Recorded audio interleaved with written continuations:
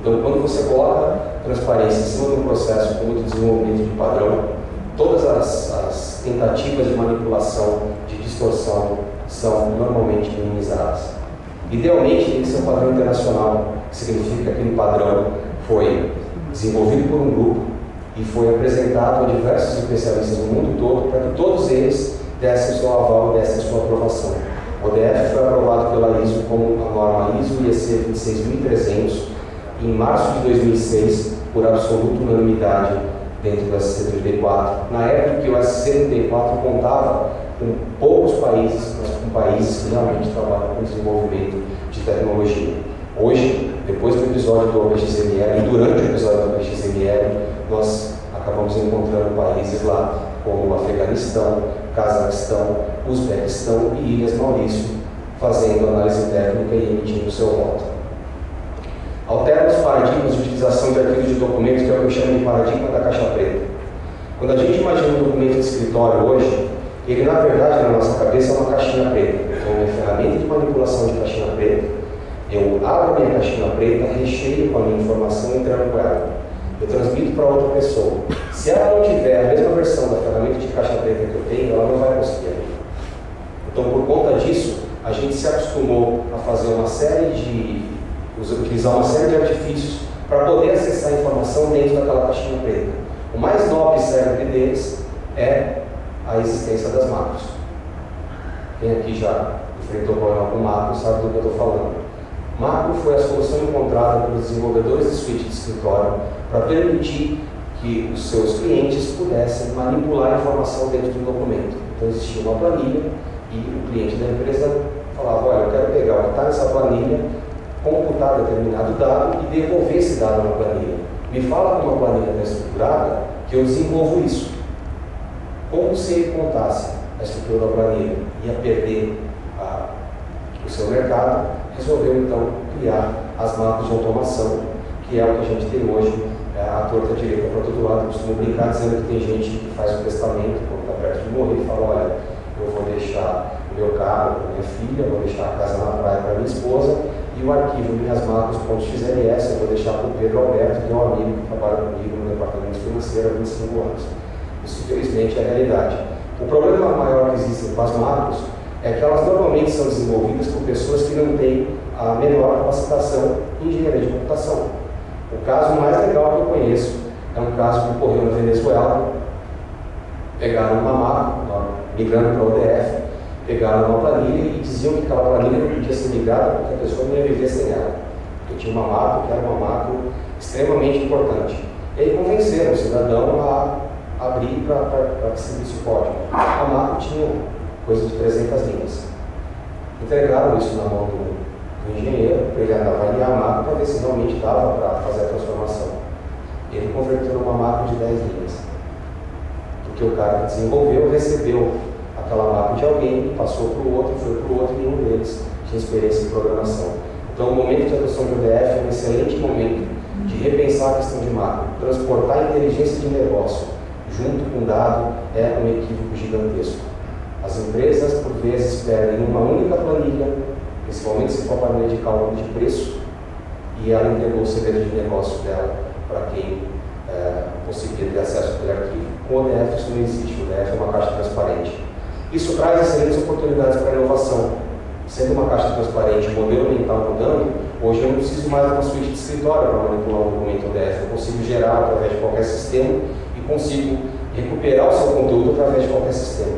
Então, eu não preciso efetivamente das macros, eu posso usar um documento ODF como meio de transporte e deixar que o departamento de desenvolvimento de software, que é especializado nisso, desenvolva e mantenha os sistemas necessários para suportar as aplicações dos usuários. O escopo do ODF é tipicamente arquivo texto, planilha, apresentações e gráficos, que são documentos editáveis. Documentos editáveis são aqueles que você vai continuar editando. Ah, João Mário, e o PDF? O PDF é um formato da indústria gráfica para documentos não editáveis.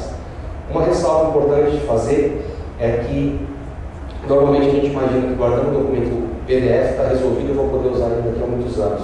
Isso pode até ser verdade para uma apresentação do documento texto. Agora, uma planilha não é. Quando você converte uma planilha para PDF, as fórmulas matemáticas não vão junto. Então, é muito importante as planilhas serem armazenadas no formato digital. Esse assunto é legal, João, mas a gente não pode conversar disso depois? Infelizmente não. As principais suítes de escritório das últimas versões estão trabalhando nativamente com o formato aberto de documentos.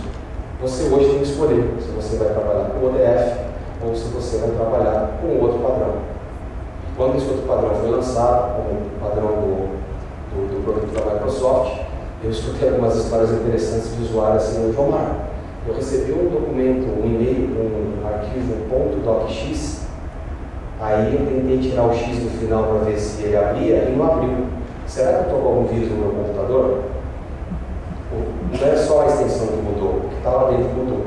Você agora tem que escolher se você vai usar um padrão verdadeiramente aberto, que é o ODF, aprovado desde 2006, ou se você vai escolher utilizar o XML. Quem quiser mais informações sobre esse processo de aprovação pode consultar no meu blog, que lá eu conto a história toda, eu participei da história toda, e aí vocês vão entender do que eu estou falando.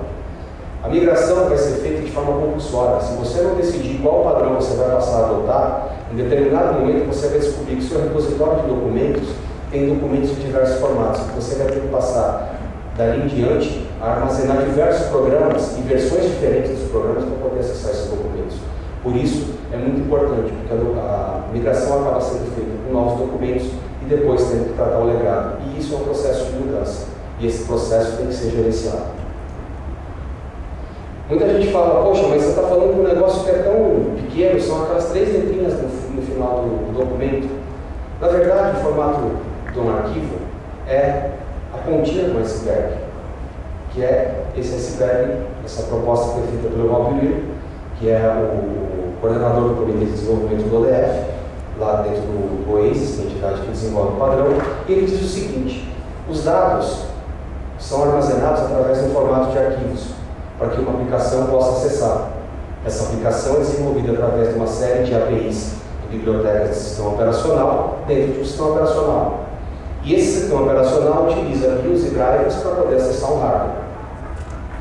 Com base nessa proposta feita pelo Rob, eu fiz então uma pesquisa e busquei informações sobre 2 formatos dos documentos. O primeiro é o ODF, o segundo, o formato binário, suportado pelo Microsoft Office 2003, que foi a última versão do Office da Microsoft, que tinha suporte nativo ou gravado como default o documento formato binário.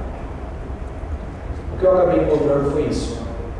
Esse estudo está disponível, eu posso depois entregar quem se interessar por ele. Todas as informações extraídas do site da própria Microsoft, dos requerimentos do sistema. Para você poder utilizar um documento em um daqueles formatos que estão ali e ter total garantia de que você vai acessar aquela informação, você precisa usar aquela suíte de escritório. Essa suíte de escritório, na versão analisada, só funciona na sua integralidade naquele sistema operacional. E aquele sistema operacional só suporta aquela arquitetura de hardware. Agora eu pergunto a vocês, será que daqui a 10 anos a gente ainda vai estar usando um PC? Agora a gente vai precisar acessar um ponto doc daqui a 10 anos. Como é que a gente vai fazer? Essa figura mostra os 90 e pouco por cento de domínio de mercado que a gente teve no final da última década. Isso aqui é o que a gente chama de venda ao aqui. A partir do momento que você tem um repositório de documentos naquele formato, poxa, Marcos, você está sendo radical, eu posso usar o OpenOffice para abrir o ponto doc? Pode. Mas se você abrir o ponto doc e ele vier todo torto faltando informação, não adianta reclamar do projeto OpenOffice, porque eles não são donos do formato. O que o OpenOffice fez há anos atrás foi engenharia reversa para poder suportar o ponto doc.